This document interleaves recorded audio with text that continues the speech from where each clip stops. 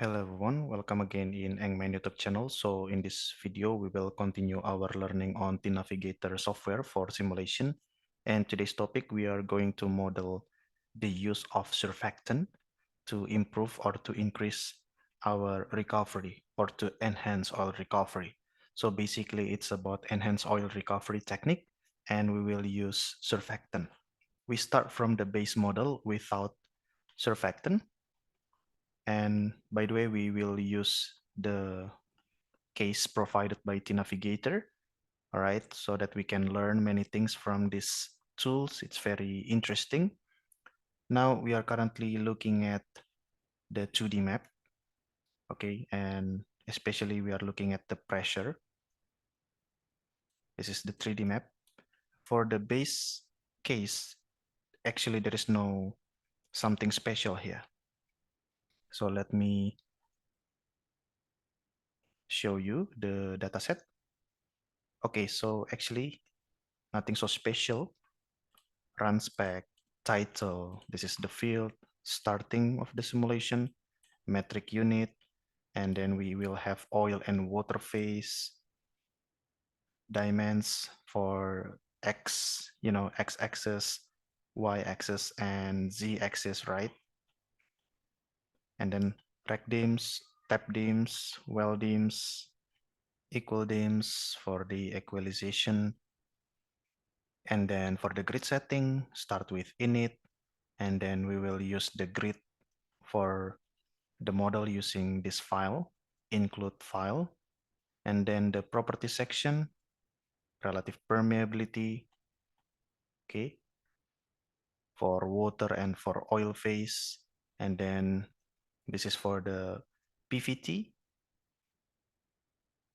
okay, and then for the rock compressibility, density, and then for the regionization, we only have PVT region, PVT num, one sat num, saturation region, one equilibration region, and then the solution include this one for the initialization, summary, all, schedule, and so on and so forth. So basically, if you follow my contents in this channel about tNavigator, from the dataset point of view, there is no something special, okay? And we can also check the schedule. We only have the schedule for the producer, right, and injector. Nothing so special. WConprod, well specs, comdat, WConinch, and so on and so forth. Okay, so we will start running the simulation and we will forecast the production. Okay, you can see the computation is really fast. We are currently looking at the pressure. We are also interested in the oil, saturation of oil, maybe oil in place, mobile oil in place, right? Mass density of oil, mass density of water, if you're interested.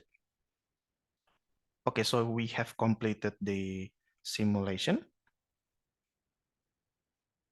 So the main thing is, let's focus on the flow rate. So the flow rate is like this, but even more important is the total, so that it's a quick look how the reservoir will produce, especially until the year 2011. So we can achieve 1,415,000, meter cube, 1,000 meter cube of oil. That's the oil total that we can produce without enhanced oil recovery, without, surfactant injection. Okay, so that's the case. And now let's do some editing.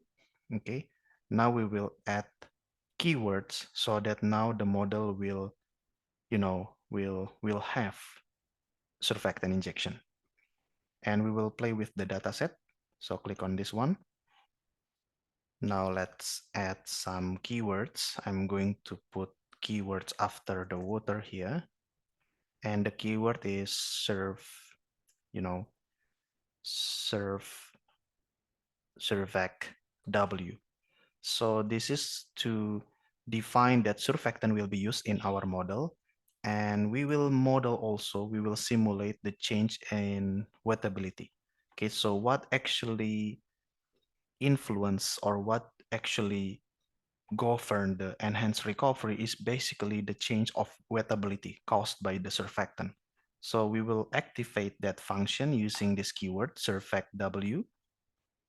Okay, and what else? We will also add the surfactant property, and we will put that in the property section. Okay, and we are going to put after the density, I think. Yeah, this one.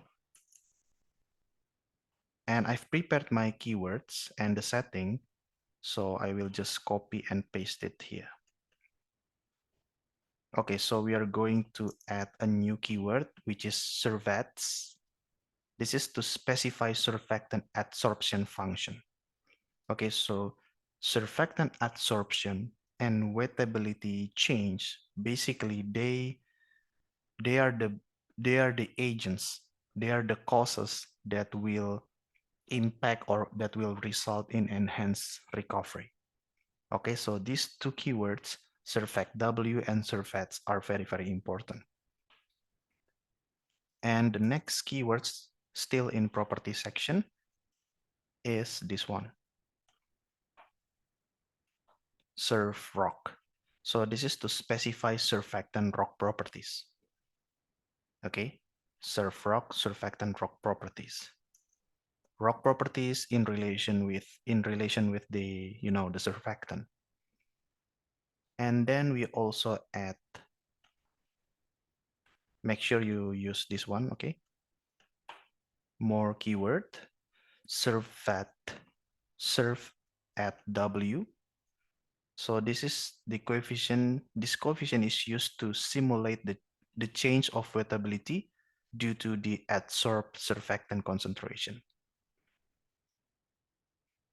Okay, so of course, if you want to actually understand the physics behind the simulation, you need to first go to the tNavigator manual and learn what what these keywords are, and then what do they do in our simulation. And of course, you need to go to the basics of the surfactant in relation to the enhanced oil recovery. Okay, so that's for the prop section. And then we also have keyword for the region section here, the region. And then we are going to put the keyword here. So surf W num. This is the saturation function region. Okay, this is the regioning for the saturation function in the case of wettability change. Okay, so this is very important. We will add a new regionization based on the water wettability with respect to water. Okay, so that's for the for the region section. And then we don't need to add something under the solution. So let's double check. We have in run spec section, we have one surfact. We can also have surfact like this. Okay, but I'm going to use that only as a note. Okay, this keyword will define the surfactant that we define that we will use surfactant in our model. But if you only use this keyword, you will not model the change of wettability. But we will change the change of wettability. So that's why we use this keyword instead of this one.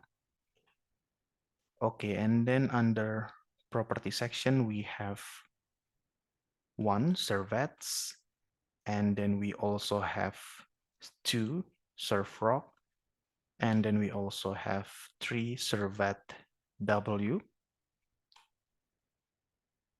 Okay, And I think pretty much that. And then, surf wnum.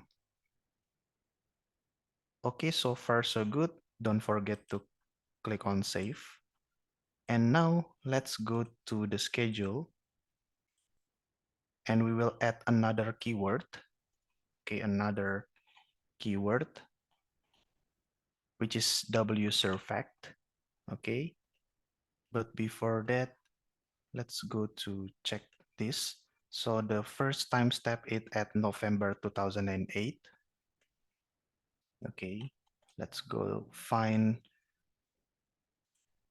dates as the keyword. Okay, so dates, the keyword for dating. This one, do we have another keywords for date? Up? No. Okay, so we will put the setting for surfactant here. All right, wsurfact. Okay, this is to specify the concentration of surfactant in the injection stream. So we will use 10 for all the 8 injectors, the concentration of the surfactant, okay? And this is, of course, 10 kilogram per meter cube. Okay, let's put the note here, 10 kilogram per meter cube. Okay, I think that's all. I think that's good. So as usual, we will, of course, reload the model. Okay, so let's reload the model. Okay, so we have reloaded the model. Let's check again, files. I didn't, by the way, rename the title or the name of the file, but that doesn't matter. Still, we maintain here surfact w, and then we also have new keywords, surfrock, survat w, and survats. And then we also have surf wnum. Okay, so that's good. And then let's check the schedule. I want to search wsurfact. Okay, good. Okay, so now as usual, we can click run.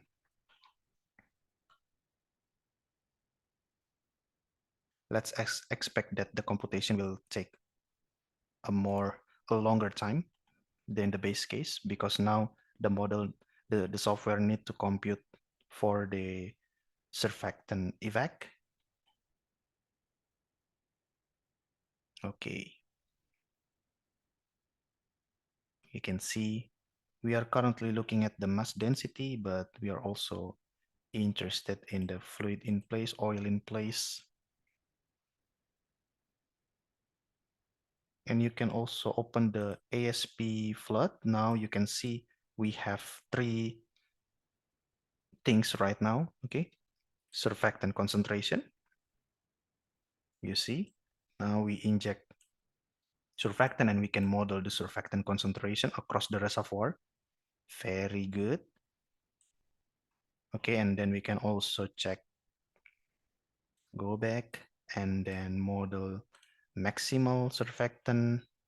What's that? Maximal surfactant concentration. Okay, and adsorb surfactant concentration.